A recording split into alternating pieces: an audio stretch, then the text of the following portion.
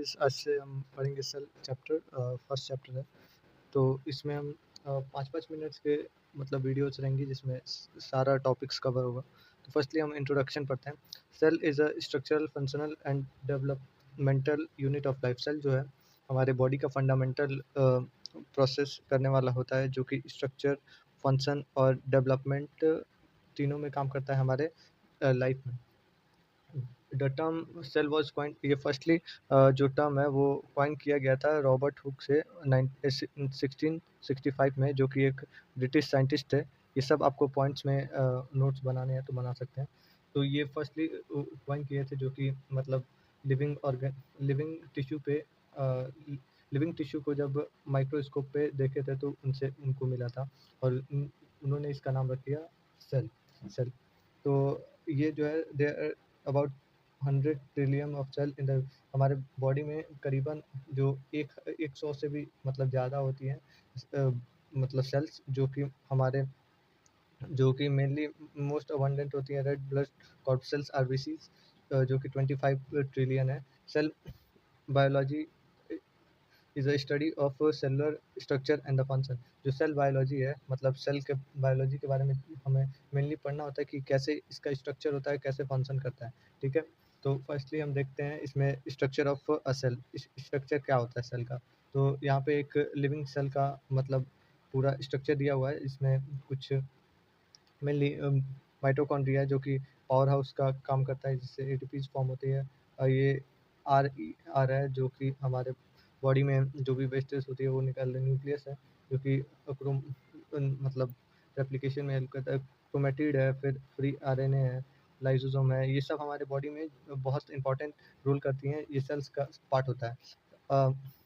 Animal cell consist of cell membrane और plasma membrane with close of cytoplasm and nucleus. ये जो एक normal cell होता है, जो कि सेल मतलब नॉर्मल सेल होता है, सेल को हम सेल मेम्ब्रेन भी बोल सकते हैं, और उसके बाहर आउटर कवरिंग को सेल मेम्ब्रेन भी बोलते हैं, और प्लाज्मा मेम्ब्रेन भी बोल सकते हैं, जिसमें हमारा साइटोप्लाज्म और न्यूक्लियस भरा रहता है। The cell membrane is very thin, ये बहुत पतला लेयर होता है। सिन इलेक्ट्रॉन माइक्रोस्कोप से इसको देख सकते हैं, जो कि हमारे ये फिगर नंबर 11 में दिया हुआ है। तो ये हमारा फिगर है।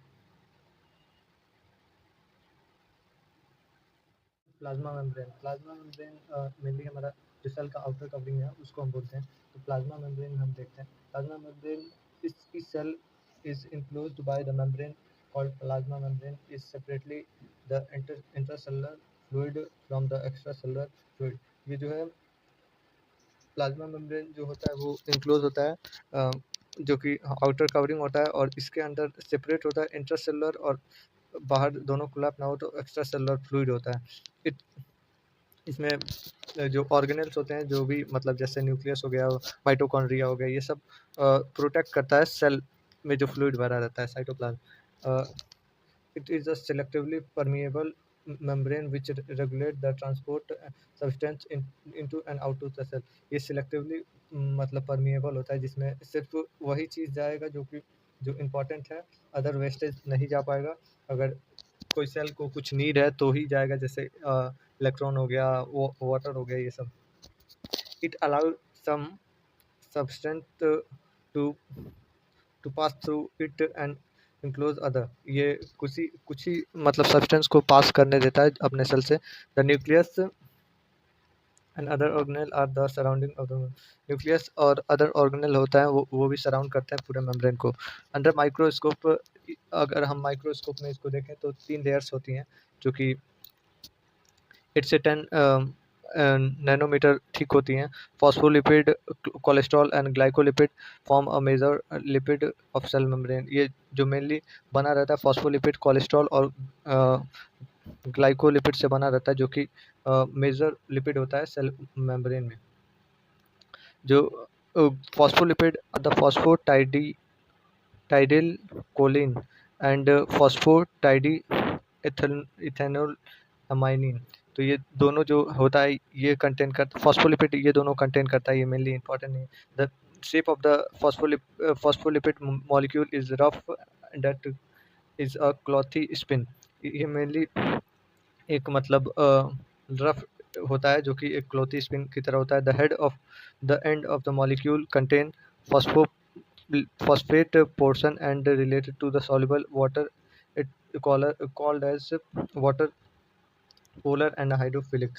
ये जो पोर्शन होता है जिसके तरफ फॉस्फेट एडेड होता है वो मेनली हमारा बोलते हैं उसको हम पोलर बोलते हैं, और ये वाटर सॉल्युबल वाला पोर्शन होता है जो कि हमारा हाइड्रोफिलिक होता है, मतलब वाटर लविंग होता है।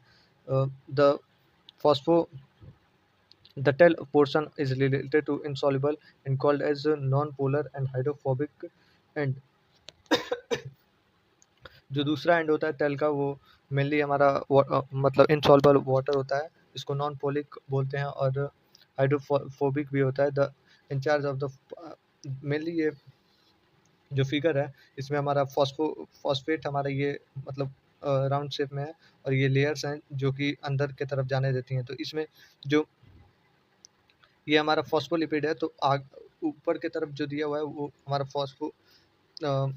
ऊपर की तरफ दिया हुआ है वो हमारा हाइड्रोफोबिक है, फॉलिक है, एंड जो नीचे की तरफ है वो हाइड्रोफिलिक है, मतलब टेल वाला पोर्शन। तो ये ऐसे काम करता है जैसे कि कोई भी एंजाइम आता है जो वाटर लविंग होता है वो अंदर चला जाता है, और जो भी वाटर देना होता है देता है, वो वापस आ जाता है। तो uncharged hydrophobic and resize with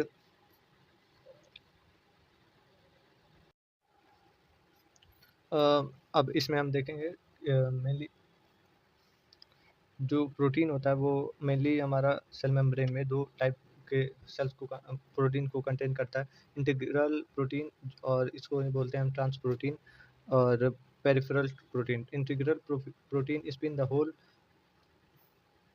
width of the membrane, and peripheral protein are the surface of the cell membrane either on the inside और आउटसाइड।